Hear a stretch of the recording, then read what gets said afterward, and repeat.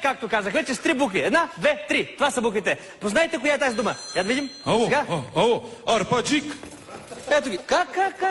Арпаджик. Според вас арпаджик с 3 букви ли е? Абе, не, ама като порасне става лук. А лук е с 3 букви. Айде, идете да пораснете лукова главо. Не е лук. Спрете да тъпше този лук. Усещам чак през слушалката. Тук вътре ми смърдяхте на лук. Айде. Ало. Ало, Да. водещия ли си, бре? Да. Думата е очо. Няма такава дума, очо. Пък как да нема, бре? Гледам ти предаването с 2 очи. Така? Ако затворя едното, остава какво? Едно очо. С 3 букви. Значи думата е очо. Железна логика, но неграмотна. Следващия. Ало, Чичко, Да? мама каза да каже, че думата е цар. Точно така, да, думата е цар. Думата е цар, но не на хората, а на животните. Моето момиченце. Кой е цар на животните? Я видим сега, 3 букви. Цар на животните, кой е? Коч.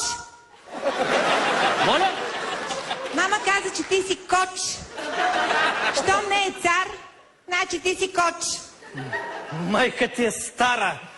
Моето момиченце. Следващия. Ало? Да. Ало? Да, ало. Ало, да. Да, ало, да. Ало, майката си е... Ти! Простаци! Следващия зрител, моля! Здравейте. Следващия.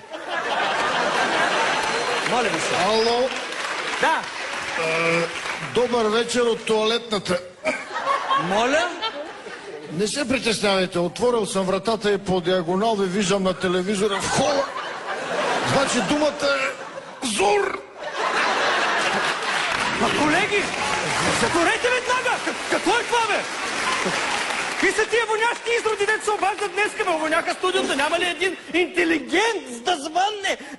Ще ви подскажа, става дума за нещо голямо, космато, рошево. Ало? Ало? Да. Явно става дума за дупе с 3 букви. Но аз съм интелигентен човек и не мога да кам гъсо ефир. Не! Стига вече, просташки ли! Какво е това сега? Майтапа се, бе. Що ме е голямо, космато и рошево, значи Алф. Алф е женат и извънземно такова. Следващия! Познайте думата с 3 букви, която означава хищно животно. Стои наперено, има рунтова грива. Ало, Да. това да не е Евгений Минчев. Ама с 3 букви. Пак глупости! Ами вижте, тогава сещам се за 2 думи, ама ме е срам да ви ги кажа. И в двете има У по средата.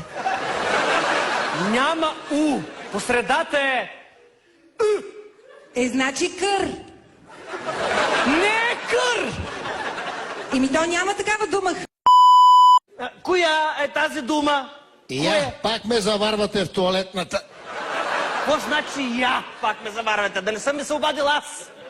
Не бе, докато чаках на линията и ме напъната, рекох да свърша малко работа. Думата е... Не, думата не е диария, простаци. Следващия.